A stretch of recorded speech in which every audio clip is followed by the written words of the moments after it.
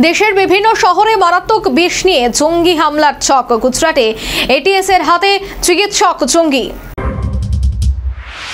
গতকাল গুজরাটের anti terrorism স্কোয়াডের হাতে ধরা পড়েছিল ৩ জন।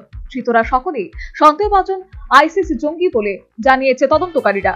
ধৃতদের মধ্যে একজন চিকিৎসক। সোমবার গুজরাট এটিএস জানিয়েছে অভিযুক্তরা রাইজিন নামক মারাত্মক একটি বিষ তৈরির কাজ চালাচ্ছিল। তার সঙ্গে দেশের 3টি শহরের ঘিঞ্জি এলাকার বাজারে রেকিও করেছিল তারা। রাইজিন বিষ হিসেবে বহুল পরিচিত। প্রাচীন সভ্যতাতেও এই ধরনের বিষ ব্যবহারের প্রমাণ মেলে। ক্যাস্টর অয়েলের বীজ থেকে এই বিষ তৈরি হয়। তদন্তকারীরা জানিয়েছেন এই বিষকে অস্ত্র হিসেবে কিভাবে কাজে লাগানো যায় সেটি খুঁজছিল ধৃত চিকিৎসক জঙ্গি। তার জন্য যাবতীয় গবেষণা, যন্ত্রপাতি ও কাঁচামাল জোগাড় করেছিল অভিযুক্তরা। বেশ কিছুটা কাজ শুরুও করা হয়েছিল বলে জানিয়েছে তদন্তকারীরা। গুজরাট এটিএস জানিয়েছে ধৃত চিকিৎসক আহমেদ মহিউদ্দিন সৈয়দের বয়স বছর 35। এই যুবক আদতে হায়দ্রাবাদের বাসিন্দা। সে রাইজিন দিয়ে মারাত্মক বিষ তৈরির কাজ করছিল।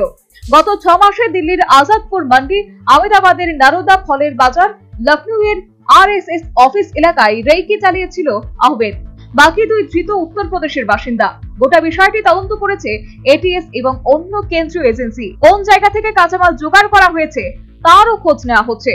তদন্তকারীদের সন্দেহ আইএসআইএস নেটওয়ার্কের একাধিক স্লিপার সেল নানা রাজ্যে কাজ করছে।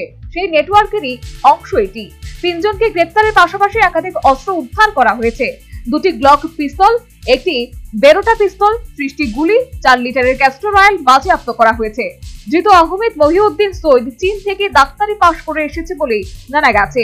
আইএসআইএস খোরাসান জঙ্গি সংগঠনের সদস্য আবু খাদিমের সঙ্গে যোগাযোগ ছিল তার। National bureau report, news vanguard, Gujarat.